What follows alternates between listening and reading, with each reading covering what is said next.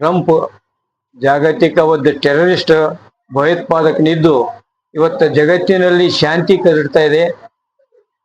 ಯಾವುದೇ ಒಂದು ದೇಶ ಸ್ವತಂತ್ರ ನೀತಿ ಮತ್ತು ಅಮೆರಿಕದ ಪಾಲಿಸಿ ವಿರುದ್ಧ ಹೋಗ್ತಾ ಇದ್ದಾಗ ಆ ದೇಶದಲ್ಲಿದ್ದ ಸರ್ಕಾರ ಬದಲಾಯಿಸ್ಬೇಕಂತೇಳಿ ಒಂದು ಉದ್ದೇಶ ಇಟ್ಕೊಂಡು ಅಮೆರಿಕದ ಟ್ರಂಪ್ ಅವ್ರಿಗೆ ಏನ್ ಮಾಡಿದಾರ, ಈ ಮೊದಲು ಸುಡಾನ್ ಮೇಲೆ ಕೂಡ ಅಟ್ಯಾಕ್ ಮಾಡಿದ್ರು. ಅದಕ್ಕ ಮೊದಲ ಇರಾಕ್ ಮೇಲೂ ಅಟ್ಯಾಕ್ ಮಾಡಿದ್ರು. ಇರಾಕ್ ಮೇಲೆ ಅಟ್ಯಾಕ್ ಮಾಡಿದಾಗ ಅವ್ರ ಬರ ಹತ್ಯಾರಗಳು ಇವೆ ಅಂತ ಅಟ್ಯಾಕ್ ಮಾಡಿದ್ರು. ಆದ್ರೆ ಇವೇನು ಹೋಗಿ ಎನ್ಕ್ವೈರಿ ಮಾಡಿದಾಗ ಅವ್ರ ಹತ್ತಿರ ಯಾವುದೇ ಹತ್ಯಾರಗಳಿರಲಿಲ್ಲ. ಈಗಾದ್ರೂ ಇರಾನ್ ಹತ್ತಿರ ಏನು ಅಟೋಮಿಕ್ ಎನರ್ಜಿ ಮಾಡ್ತಾ ಇದ್ದಾರೆ, ಅಟೋಮಿಕ್ ನ್ಯೂಕ್ಲಿಯರ್ ಬಾಂಬ್ ತಯಾರು ಮಾಡ್ತಾ ಇದ್ದಾರೆ ಅಂತ ಹೇಳ್ತಾ ಇದ್ದಾರೆ. ಆದ್ರೆ ಇರಾನ್ ಕೂಡ ಹೇಳಿದೆ ನಮ್ಮಲ್ಲಿ ನ್ಯೂಕ್ಲಿಯರ್ ಬಾಂಬ್ಗಳಿಲ್ಲ ಅಂತೇಳಿ. ಹೀಗಾಗಿ ಹೋದ ಜೂನ್ದಲ್ಲಿ ಕೂಡ ಅಟ್ಯಾಕ್ ಮಾಡಿದ್ರು ಅಮೆರಿಕ ಅಂಡ್ ಇಸ್ರೇಲ್ ಇಬ್ರು ಕೂಡಿ. ನಿನ್ನೆ 28ನೇ ತಾರೀಕು ಮತ್ತೆ ಅಟ್ಯಾಕ್ ಮಾಡಿದ್ರು. ಒಂದ್ ಕಡೆ ಶಾಂತಿ ಮಾತುಕತೆ ಆಡ್ತಾರೆ, ಇನ್ನೊಂದ್ ಕಡೆ ಇರಾನ್ ಮೇಲೆ ಹೋಗಿ ಅಟ್ಯಾಕ್ ಮಾಡಿದ್ರು. ಇದು ಬಹಳ ಅಮಾನವೀಯತೆ ಅದ.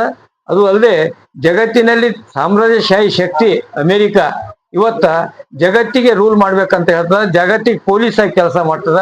ಇದಕ್ಕೆ ಭಾರತ ಕಮ್ಯುನಿಸ್ಟ್ ಪಕ್ಷ ತೀವ್ರವಾಗಿ ಖಂಡಿಸ್ತದ. ಯುದ್ಧ ನಿಂದಿರಬೇಕು. ಮತ್ತ ಭಾರತದ ಏನು ವಿದೇಶಾಂಗ ನೀತಿ ಅದ, ಈ ವಿದೇಶಾಂಗ ನೀತಿ ಇಸ್ರೇಲ್ ಪರವಾಗಿದೆ.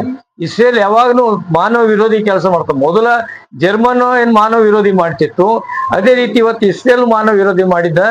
ಅಲ್ಲಿ ಇದ್ದ ಇಸ್ರೇಲ್ ಏನ್ ಪ್ರೆಸಿಡೆಂಟ್ ಇದ್ದಾರೆ ಇವಾಗ ನ್ಯಾತಹುಲ್ಲಾ, ಅವ್ರು ಸುಮಾರು 70,000 ಪ್ಯಾಲೆಸ್ಟೈನ್ ಜನರಿಗೆ ಕೊಲೆ ಮಾಡಿದಂತ ವ್ಯಕ್ತಿ. ಈಗ ಅವ್ರ ಜೊತೆಗೆ ನಮ್ಮ ಪ್ರೈಮ್ ಮಿನಿಸ್ಟರ್ ಹೋಗಿ ಮಾತಾಡಿ ಏನ್ ಬರ್ತದ, Israel is father land, India is my mother land, ಈ ರೀತಿ ಹೇಳ ಬಂದ ನಂತರ ಏನು ಯುದ್ಧದ ಘರ್ಷಣೆ ಸ್ಟಾರ್ಟ್ ಆಯ್ತು.